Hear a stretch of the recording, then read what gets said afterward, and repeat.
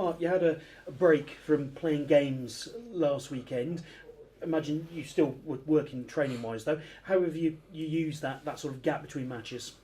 We gave the players a little bit of time off over last weekend to recharge the batteries, and then they've been in since Monday, getting ready for the game this weekend. So, yeah, more of the same, working hard and trying to be ready for Yeovil. And off the back of a break like that, then, do you sense a bit more of a hunger on the training field? Because footballers like playing games. They don't like having time away too much, do they? The hunger's not an issue for us. We're going pretty well. Our last game, contrary to what some people thought, there was nothing in the game. One double deflected shot was the difference between the two teams, and we didn't produce enough in and around the penalty area, but there was nothing in the game, and gives us confidence that we're not too far away from being a really good team. And as you look then to produce a bit more in and around the opposition penalty area, how much of that is about the right runs being made as well as the right passes being played? It is that. It's about desire to want to get in where the boots and elbows and heads are flying.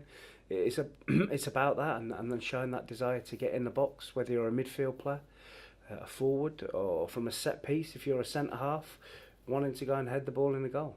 And obviously Ben Morris has now had a taste of starting in League Two. Is he sort of closer week in, week out now to be knocking on the door of, metaphorically, of being in the team in the starting 11 than perhaps he was a couple of months ago? By nature of him coming into the team and scoring and doing well at Carlisle, yes. We had to try something different, and it worked on that occasion. Difficult for him here against Colchester, against a good team. So we'll pick a team that we think is best suited to try and hurt and score enough goals against Yeovil. You've been waiting to have a fully fit squad again. Have you got it yet? Yes. We've got Shephard back and Collins back. And how important is that then? I suppose competition for places just lifts the standards, and also I suppose increases what you can do in training as well. Yeah, I mean, Shephard played 60 minutes against Plymouth on Tuesday, and Lee Collins played 90. They both did really well, and it gives me food for thought. Shep's been top class since he's been here, and to have Carlo back fresh as well gives us a lift. And before he got injured, Liam Shephard had actually popped up with a couple of goals in the last couple of games, so it just shows that he's someone who is one of those players who can add goals from all over the park. That's right. It's important with the way we play that the fullbacks do assist. I mean, I think Millsy's had 5 assists and scored against Cheltenham, and Shep's had some assists that have led to goals, and he scored a couple of goals. So it's important that they chip in. Yeovil, they haven't had many games recently. Actually, they've had a postponement and been out of cups. How difficult actually has it been to scout them, first of all? Well, we have facility where we can watch their games on our system, but it's about like I always say, we fully respect Yeovil and the threats that they've got, but it's on the day. It's about us doing what we do really well, and if we do that and we can stop Yeovil doing what they do really well, then we have a chance to win the game. It's about on the day. It's 11v11. It's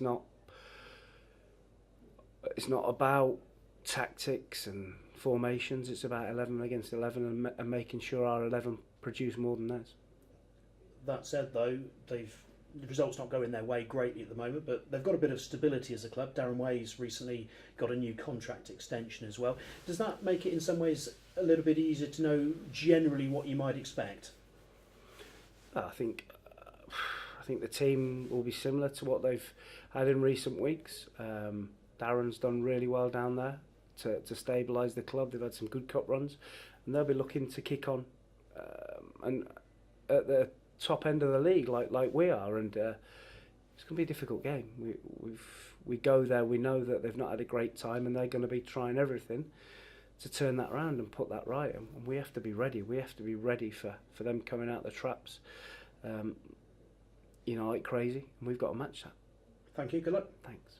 Mark, obviously it's December, one of the busiest months of the year. You gave players a bit of a rest on the weekend. Theo Archibald said he managed to go back to Scotland, for example. How important was that, just to let them completely switch off?